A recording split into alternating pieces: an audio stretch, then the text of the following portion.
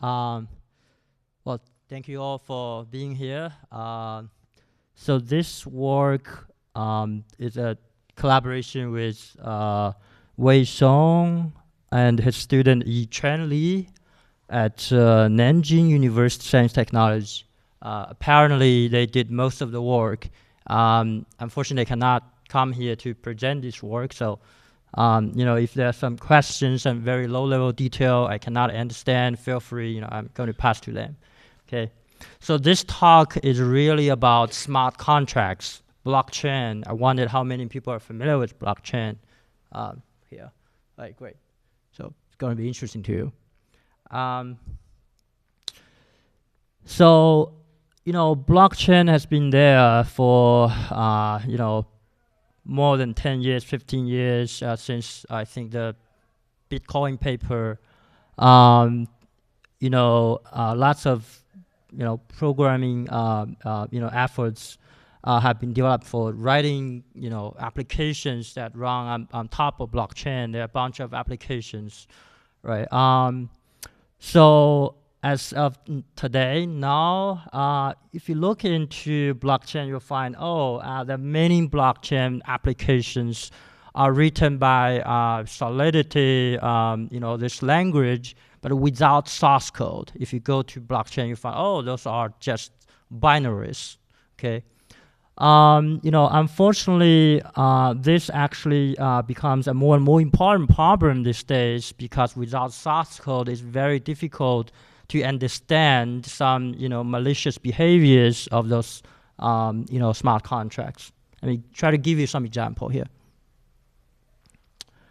So a blockchain application would be something like this. Okay, it would be executed by a virtual machine. As you can imagine, all types are, lost, right, when you're having something like this. Trying to go through the compilation process of a Solidity smart contract with you and show you how the types are, lost in this compilation process. So on the left-hand side, this is, very tiny, simple Solidity source code. Okay, and then in the middle, it's basically the steps that the compiler will do. And right-hand side, this is the binary code corresponding to the assembly code. Okay, so given the source code, it first, does lexical analysis. Okay, and then, it removes types. Essentially, all types on the binary level become, a 32 bytes of data. Right, so you really don't know what's going on with that data, and then you assign variables to storage slots. So you're going to see something like this, and then of course there's intermediate representation that compiler will do all kinds of optimizations, right, trying to reduce the gas cost of something. Right, so today, the Solidity compilers, they are optimized, trying to make execution cost as low as possible. Okay, that's one of the major contributors to this type missing part. Okay, so at the end of the day, what you see is something like this, right? You see a lot of hexy code, but imagine you are a security auditor, right? And you're given a piece of code like this, and you ask it, hey, is this potentially malicious or not, right? Reverse engineering. This community has been doing all kinds of reverse engineering, in particular security, right? It's very heavyweight in this context. So in the past few years, there are a couple of decompilers, being developed, on smart contracts. I think this called Panoramics is one of the most popular one. If you go to EtherScan, where you'll see all kinds of smart contracts, you'll see this is a built-in decompiler. So if you take the source code, it will generate, it will take the bytecode, it will generate some source code like this. This is another one called Ali Block decompiler. So this is that developed by a startup. I think some of our colleagues here co-founded. I think this is probably one of the most sophisticated decompiler for this type of tasks. So when we look at this, we found, actually, with all these great decompilers, the capability of them for recovering types from, the Solidity bytecode is pretty low. So we look at this precision and recall, you'll find less than 50%, for panoramics, and even lower due to some reasons for lipmark. Okay, so this work develops a tool called VarLifter. This is actually pretty much interesting in terms of technical part. I introduce later. It has achieved very, very high results in terms of type recovery. Okay, and you may wonder how about large language models, right? And think about OpenAI. This is a few hundred companies in the States valued $150 billion dollars. What is the best model? Can this model be used to recover types, right? We tried with GPT-4o as of June 2024, and we found, GPT-4o was not good, doing this type of work. So it's below 15% of precision recall, and with all kinds of, prompt engineering, we tried. Variable alignment is still less than 20% of, precision recall here. All right, so this is the problem that VarLifter was trying to solve. Okay, so I want to give you a couple more interesting results. So this tool can be used to improve compilers. Essentially, if you look at the source code, right, the left part is original source code. The middle is the decompiler output produced by decompiler panoramics, and the right hand side is the result from lipmark. So you can see they're missing the red part of those things are missing. The types. Okay, so with this VarLifter algorithm, we are able to recover those red part missing types.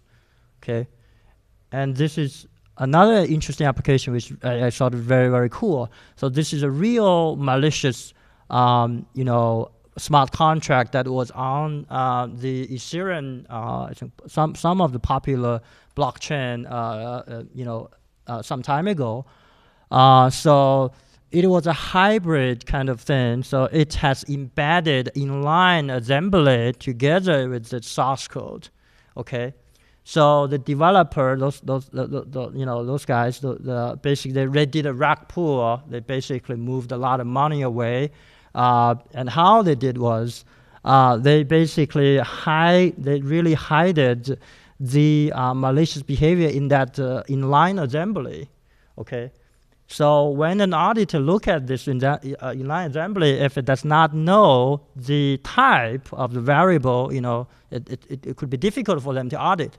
Then we tried our tool on this piece of code. We realized, what they did was really to turn a map. So the type of variable is a mapping corresponding to some address and tokens, essentially.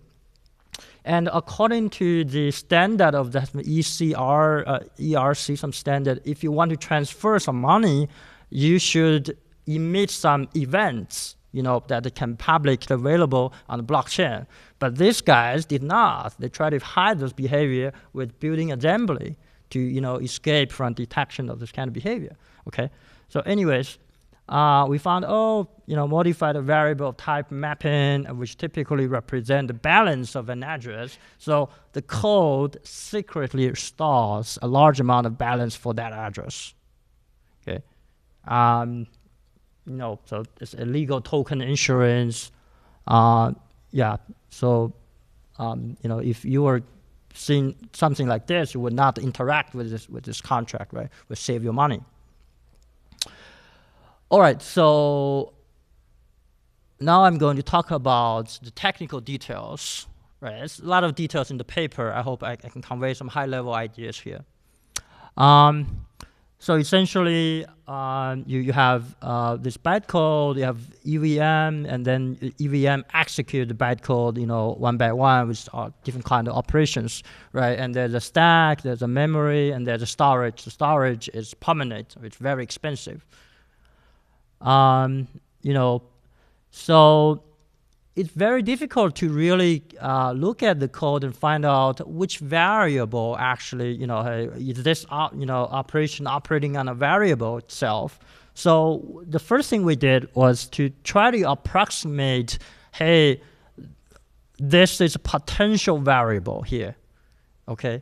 So essentially the idea here is we look at, you know, the operations of each of the bytecode, look at the top of the stack, essentially say, hey, what this operation is going to do with this top of the stack thing. Maybe this is a variable, right? So this is the basic idea. If we look at the top of the stack, we look at the potential operations, we find, oh, this is, you know, M load, right? And then we know, oh, this is a potential variable. And if that's something else, this is not a variable, something like that. Of course, they're false positives, right? You know, maybe, you know, the compiler can generate a lot of boilerplate, for example, memory address, indexing, those kind of things, and those are not variables in the code. Okay, so we try to address those problems. Now we find, oh, the compiler typically does, you know, that's something like this. Okay, so once we have a, you know, approximation of such thing, then we try to identify its type one by one. There's a few interesting observations in the operations of the EVM. You know, for example, permission check. Whenever you see, oh, there's permission check, then typically this is checking the address of something. Then you know the type of the variable is an address, right? And essentially there's 3 steps we're doing, okay? Analysis, collect, and refine, okay? Let me show you how, you know, this. For example, if you have a variable here and you see, oh, there's a push, then there's an equal, right? And it gives you the hints, this is a potential Boolean variable, right? And if you see, oh, there's a caller equal, and oh, this is a hint of an address variable, right? Some high-level hints you can have. But you know, this is not perfect, right? It only solves 30% of the problems. We still need a lot of fuzzy type refinement, which is, to me, is pretty interesting. Okay, so what we realized that we can develop a type lattice for this problem, okay? So remember at the very beginning that all variable types are at the bytecode level is just 256 bits, right? So we try to map those bits into very low level at the leaf side, right? But there's an intermediate fuzzy types, okay? So we classify the type could be a value or could be a reference. Reference is kind of a data type with nested, you know, types, right? You can define a high-level thing. You know, and then at the lower level, it could be a value, could be a string, or could be a uint, unsigned int, right? And you know, reference could be mapping, could be abstract with an array, things like that. Okay, then there's 3 steps of type refinement here. One, we assign a fuzzy type to a variable based on the access behavior. So the observation here is that despite, you know, all variables of the same, you know, 32-byte type in bytecode, they fall into 5 major categories according to how they are accessed. Let me show you here. These are the 5 major types here. Okay, some details. So when we look at the sequence of operations, we see, oh, actually, you know, look at this, we can classify them. And then step 2 is we want to refine a fuzzy type, one of the 5 types, right, based on some additional hints or, you know, to specific types. And here's an example, right? So if you see there is an AND, right, a variable with something, right? You can easily classify that as unsigned int. If you see that E0, which is an operand, in the bytecode, you see, oh, this is a bool, right? So by doing this, you can further refine it to some concrete types. And then there are still some remaining fuzzy types. So what we are going to do is we develop some more rules looking at more, operation subsequences. Okay, so overall, with all these rules together, we were able to recover like 99% something like that in the end. Okay, so this picture shows the overall picture of this. So there's 3 steps, type lattice refinement. Okay. Let me show you some results. So we evaluated on 35,000 real world smart contracts. So this picture shows some high level results here. We also compared with these decompilers. I know I'm running out of time. I want to just show you one more application here. This a technique can be used to enhance smart contract fuzzing. The idea here is a lot of fuzzing approach based on identifying read and write dependencies. Okay, if we can tell the type of the variable, especially for those nested types, okay, we're able to precisely identify read and write dependencies on something. Okay, so we find this actually improves smart contract fuzzing by some significant percentile. Yeah, so that's the conclusion here. I think I can stop.